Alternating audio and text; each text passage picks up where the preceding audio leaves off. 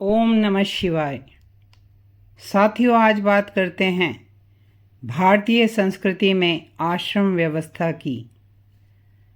हमारे ज्ञानी जनों द्वारा बताई गई मानव जीवन के उच्चतम आदर्श प्राप्त करने की, खुद की खोज करने की आदर्श व्यवस्था आश्रम व्यवस्था है। मनुष्य जीवन के विभिन्न स्तरों के दायित्व और कर्तव्य अगर इस व्यवस्था के अनुसार माने जाएं, तो आध्यात्मिक उन्नति होगी, ऐसा माना जाता था। यदि मानव की आयु 100 वर्ष की मान ली जाए तो यह वर्गीकरण 25-25 वर्षों का है। ब्रह्मचर्य, गृहस्थ, वानप्रस्थ और संन्यास आश्रम। ब्रह्मचर्य आश्रम में मनुष्य को सादा जीवन जीते हुए अध्ययन और ज्ञानार्जन में समय लगाना आवश्यक था। गुरु की आज्ञा का पालन करना उसका धर्म था। गृहस्थ आश्रम में विवाह और परिवार बनाना और उनके प्रति कर्तव्य निभाना, उचित मार्ग से धन अर्जित करना।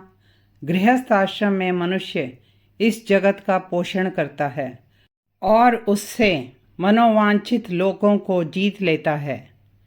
पितर, मुनि, देवता, भूत, मनुष्य, कृमि, कीट पतंग, पशु पक्षी तथा असुर, ये सभी गृहस्थ से जीविका पाते हैं। एक गृहस्थ को इनका पोषण अपने शरीर की तरह ही करना चाहिए, ताकि वे गृहस्थ पर कल्याण की वर्षा कर सकें।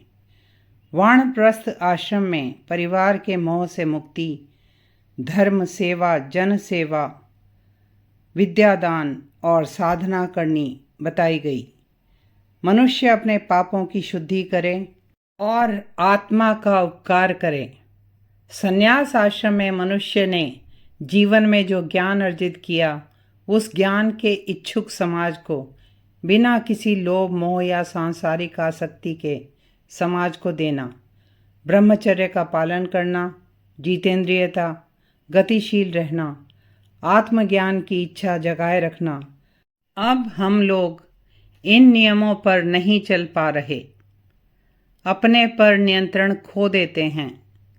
सामाजिक असंतोष, घिनौनी घटनाएं और अव्यवस्था देखने को मिलती है। हमें इस प्राचीन व्यवस्था पर कुछ विचार अवश्य करना चाहिए। साथियों, ऐसी और जानकारी पाने के लिए इस वीडियो को लाइक और शेयर करें, अपने विचार बताएं और चैनल को अवश्य सब्सक्राइब करें। ओम नमः शिवाय।